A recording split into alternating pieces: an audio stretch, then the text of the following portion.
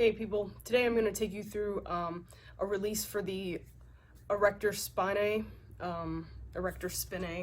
but it's basically just your erector muscles, which are the muscles alongside your spine on either side. So we'll do lumbar first, and then we'll hit the T-spine. I do recommend a ball for the lumbar. Most people really like a 3.5-inch ball. I really like it as well. You could get away with something smaller, say a lacrosse ball or a tennis ball, but this ball seems to be kind of perfect.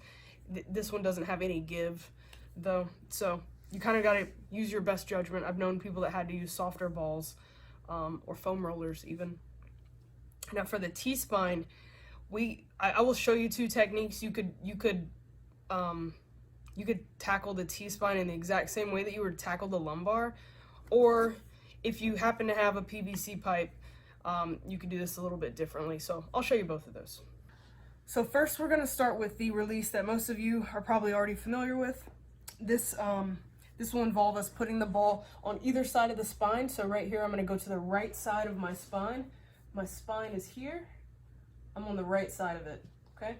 Just on the tissues, never ever on the bones. You do not want to put a ball anywhere near a bone.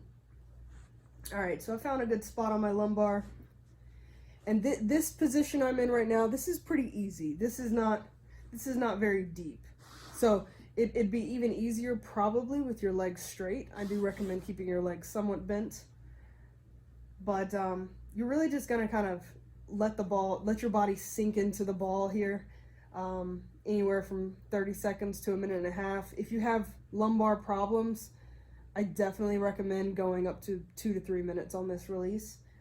Now, if you want to make it a little bit more challenging, get a little deeper into the tissues, I recommend raising the knee. If you can't raise it this high, perhaps put a box or a ball, something under your foot so that you can just work your way up gradually. And as the tissues release, you should be able to get to the point of holding your knee. I recommend holding your knee so that you can relax all your muscles. But in a nutshell, I mean, that's the erector release for the lumbar. You work your way up the spine, and you can also hit the T-spine with this. For the T-spine, I almost recommend sort of raising the head, and that'll allow your back to push a little deeper into the ball. You may have to use your hands, but it's the same concept, just sort of working your way up the spine on either side of the spine. Now, the one that I think more people are familiar with for the T-spine is actually going to be the PVC pipe style.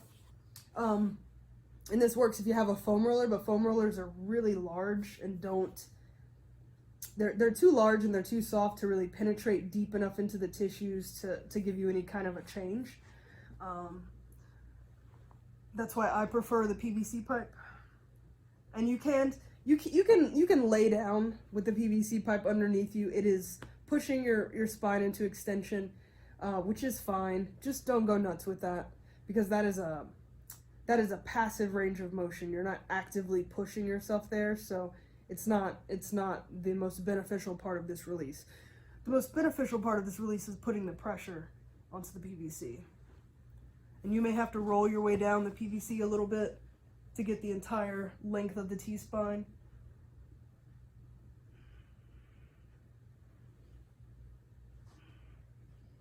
This is a good time to start working in your breathing into a release.